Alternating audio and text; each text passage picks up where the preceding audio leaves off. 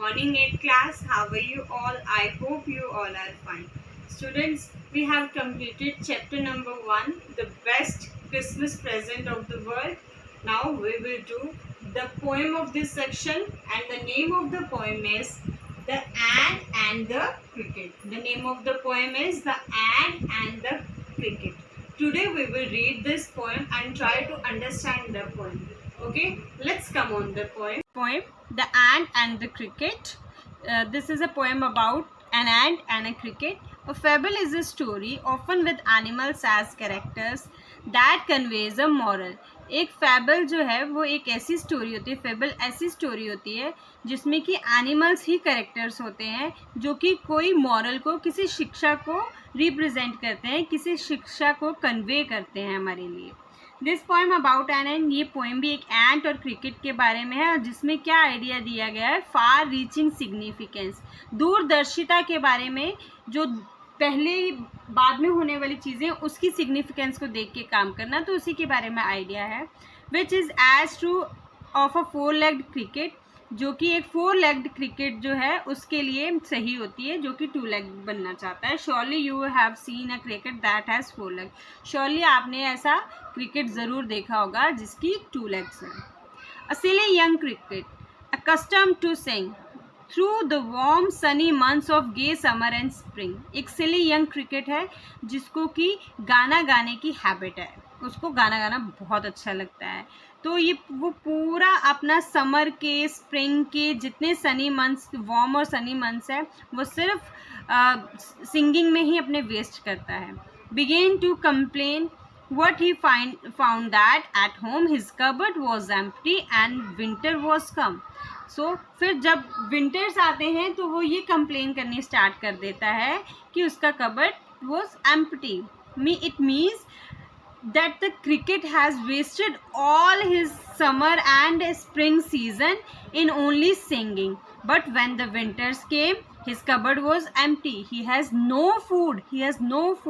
Because animals always collect their food in summer and spring season. Animals जो है spring और उसमें season में वो करते हैं अपना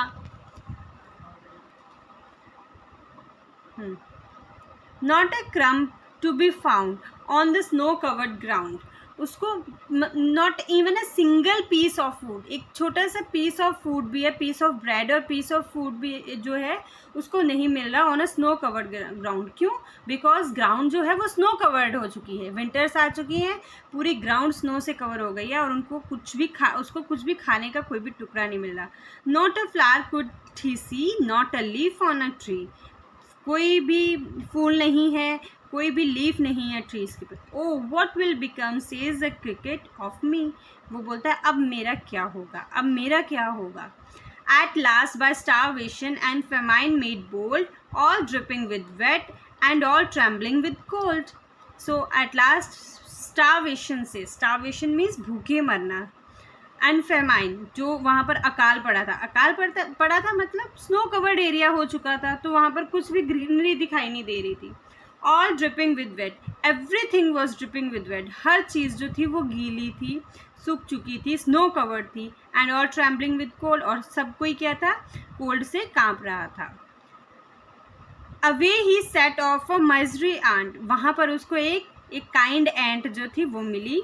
to see if to keep him alive he would grant him shelter from rain and a mouthful of grain. He wished only to borrow, he had paid tomorrow. If not, he must die of starvation and sorrow. फिर उसको एक एंट दिखाई देती है, वो ये सोच के उसके पास जाता है to keep him alive, कि वो उसको जिंदा रखेगी, अलाइव रखेगी, जिंदा रखेगी, और उसको शेल्टर देगी, उसको पनाह देगी रेन से बचने के लिए, और उसको माउथफुल ऑफ ग्रेन मतलब उसको दाना भी देगी उसका मुंह भरने के लिए, खाने के लिए. और सिर्फ वो आज के लिए कुछ बोरो कर रहा है, मतलब वो उधार ले रहा है और वो उसको रिपे कर देगा, वापस कर देगा कल. तो इससे क्या होगा, वो मस्ट डाई. अगर उसने ऐसा नहीं किया तो वो स्टारवेशन से, भूखमरी से और सोरो से, दुख से उसकी डेथ हो जाएगी. He will die. Says the ant to the cricket, I'm your servant and friend. But we ants never borrow, we ants never lend. वो उसको एंट बोलती है कि मैं आपकी सर्वेंट भी हूँ और फ्रेंड भी हूँ, मीन्स आपकी हेल्प करती हूँ, बट हम एंट्स जो हैं वो ना तो कभी उधार देती हैं ना कभी उधार लेती हैं। बरो उधार लेना, लेंट उधार देना। But tell me dear cricket, did you lay nothing by when the weather was warm? Quoth the cricket, not I. So उसने फिर पूछा कि डियर क्रिकेट, आपने जब वेदर वार्म था, मौसम गर्म था, तब कुछ भी कलेक्ट नहीं किया? तो क्रिकेट ने बोला, no I have collected nothing. My heart was so light that I sang day and night, for all nature looked gay you sang sir you say, go then says the ant and dance the winter away. तो cricket ने उसको बोला कि नहीं, क्योंकि मेरा दिल इतना खुश था, इतनी समर, इतनी नेचर इतनी ब्यूटीफुल हो रखी थी, इसलिए मैं सारा दिन और रात जो था वो गाता रहता था, मुझे गाना बहुत अच्छा लगता है। तो एंड उसको कहती है, go and dance the winter away. अब आपने समर में सिंगिंग की है और अब आप विंटर में डांसिंग करके विंटर को भगाइए। Thus ending, he hastily lifted the wicket and out of the door turned the poor little cricket. Fox called this a fable, I'll warrant it true. Some crickets have 4 legs and some have 2. तो ending में क्या होता है, वो wicket को वहाँ से भेज देती है, हैज़ हेस्टिली लिफ्टेड मतलब वहाँ से भेज देती है वो, और वो उसके डोर से वो जो पुअर बेचारा लिटिल क्रिकेट होता है वो वहाँ से चला जाता है। फॉक्स जो है, कहानियों में इसको फेबल कहा जाता है।